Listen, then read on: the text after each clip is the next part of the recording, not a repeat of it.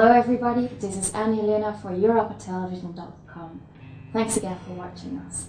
Today we're sitting together with Mr. Tanja Fajon. Thank you for being with us. You're welcome. You're a member of the European Parliament. Which committee are you in?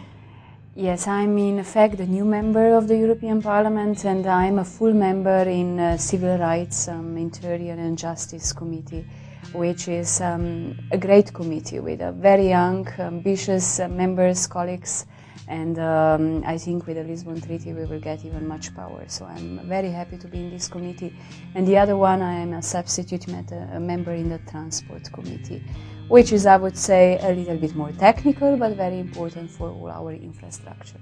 I'm very enthusiastic about Europe, and I can tell you why. I was last 8 years living in Brussels, as I was in my previous professional life journalist. I was correspondent for European affairs, so I was very closely following the EU integration, especially when Slovenia, my country, was joining the European Union and when we had a big enlargement in 2004.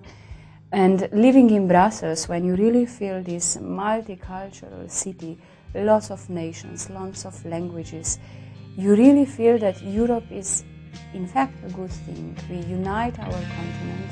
We were celebrating now recently fall of Berlin Wall, where we first time after the Cold War and the centuries we had a chance to unite our continent under the same flag, for example. So I believe that having Europe today, this integration, it's very important. And just to imagine for a young people that, for example, in Slovenia, I can sit in my car, I can drive to the west without using my passport and without using my national currency. I just have euro, I hope I have them, or my friends, I hope they have them, and it's easy to understand why it's good.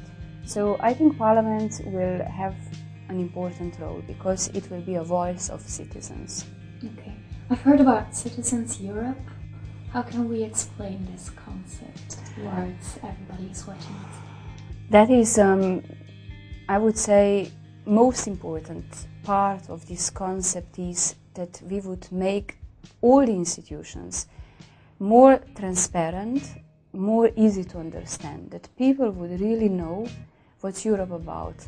Last elections in June showed once again that people are less and less interested, that it's more domestic politics which plays the role. So I would like to bridge that gap between the Europe and the citizens, but we will bridge it only if we will maybe put ourselves in a, I would say, in a skin of average people, people who can understand and talk not high politics and not use very bureaucratic texts and wordings. And I hope that we are on a good way, because I was now for the first few months of my new mandate, first mandate in the Parliament, rapporteur on visa liberalization for the Western Balkans. That means that I had to draft a report which will be now adopted in the Council and the Commission. Means that the Parliament will, with this report, gives a strong endorsement for the visa liberalization process in the Western Balkans. We will tonight discuss about it and we will have a vote on it. And the outcome of this report will be that we will strongly welcome the fact that the citizens of Serbia, Macedonia and Montenegro will start freely travel without visas to European Union on the 19th of December this year. I can tell this is a great news in those three countries and in the Balkans.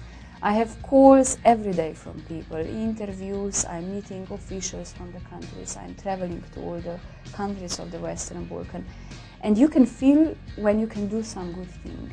And being in the Parliament, when I'm fighting for the result that the people, which this decision directly infects people, can start traveling without visas next month, it's absolutely fantastic thing.